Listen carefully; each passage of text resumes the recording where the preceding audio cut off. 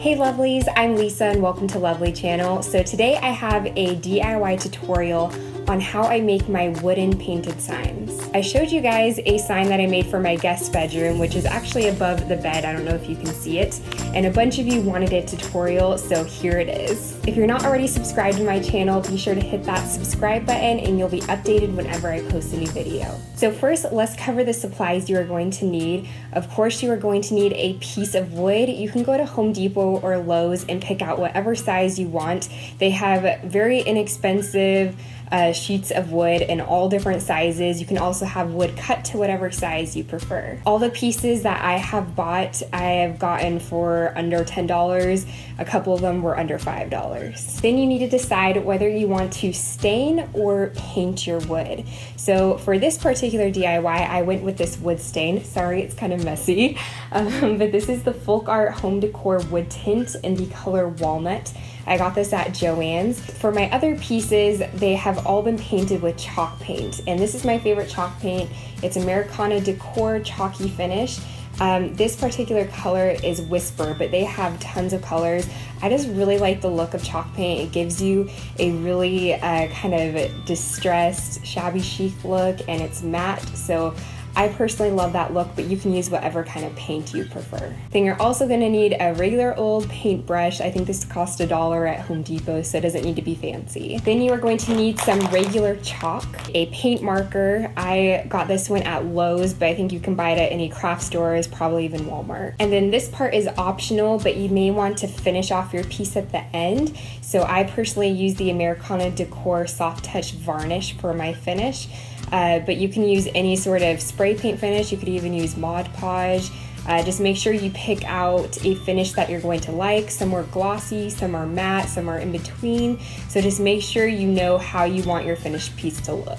You may also want some additional wood if you decide to do a frame around your painted sign. I'll show you an example of one that I did where I had a frame. I actually found these pieces at Home Depot. They were already this size, so it ended up working out perfectly, and I used nails to nail it in after I made my sign. You're also going to need a computer and a printer to be able to make and print out your template for your wood sign. And I think that's everything, so let's go ahead and get started with the tutorial. So the first step is to either stain or paint your piece of wood. So for this particular one, like I said, I used the stain, and I just took my paintbrush and painted this on because I wanted a really rich color. If you want more of a lighter stain, you can wet your piece of wood, or you can wet your paintbrush before applying your stain, and you can even wipe off excess stain. If you're using a chalk paint, you can do as many layers as you want. If you want more of that distressed look, only do 1 or 2 layers maybe. Even try layering a couple different colors to get a unique color and finish. You can kind of do like a dry brushing technique so it has a lot of texture to it, or if you want more of an opaque finish, you might do 2 or 3 coats. So while your paint or your stain is drying, this is the point where you're going to head to your computer.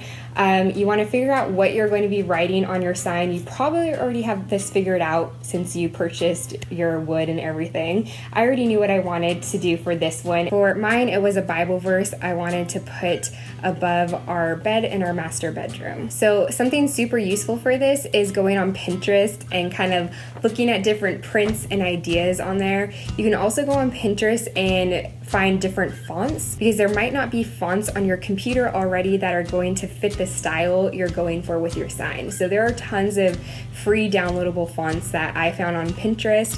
So what I did is I figured out what fonts I wanted to use. I went into a Word document and made all the letters super big. So you're basically going to be printing out multiple pages depending on how big your sign is. And I recommend only printing out 1 to 2 pages at first to make sure that the letters are the size you want for your wood sign, because if they're not, you can always adjust them to make them smaller or bigger before printing out the whole document. So this is the example of one of the words that I printed out.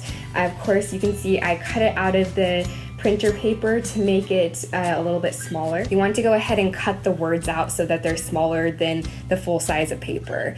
And this way you're able to lay down all your words to make sure that everything is going to fit and you like the layout of it. Then you are going to flip each of your words or quotes over and you are going to use some chalk and you're going to draw all over the back of it. Make sure you get all over where your words are and your letters are going to be, because this is going to be kind of like your tracing paper. Now this will work perfectly if your painted or stained surface is a darker color.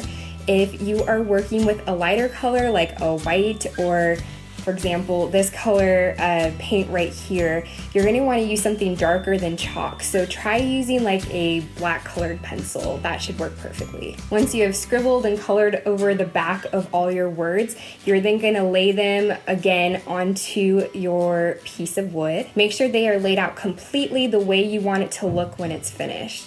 And then you're going to tape each of your papers down so that they stay in place. Then you're going to want to take a pen and you are going to begin tracing over all your words, the outlines of all the letters, and this is what is going to trace that chalk that you drew on the back onto your wood sign, so that way you kind of have an outline for where you're going to be painting your words. You can then remove your papers one by one as you finish different phrases or words. Then you're going to take your paint marker and you're going to begin filling in all of your words. You could also use a very small paintbrush and paint if you prefer, but I think the paint marker is a lot easier. And at this point, you're pretty much done. I did go in and decide to add some designs around my wording. You can do that if you want. That's completely up to you, whatever the look is you're going for. At this point, you're done unless you want to add a top coat. So like I said, I used the Americana Decor Soft Touch Varnish.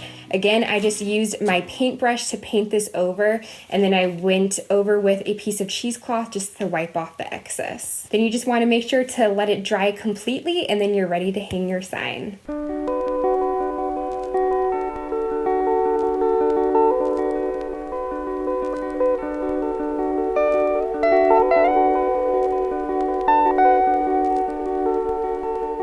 So those are the basics for making your own painted wooden sign. I hope you found it helpful. If you have any questions or anything, just leave them below and I can answer your questions in the comments. Just remember to be creative with it. Again, these are just the basics, so you can do whatever you want with these signs. I would love to see what you girls come up with. And if you do make your own painted wooden sign, please put your pictures on Instagram and Twitter and tag me in them at Lovely Channel so I can see your creations. So if you enjoyed the tutorial, please give it a thumbs up. I love you all so much. Remember to do everything in love because you are lovely. Bye.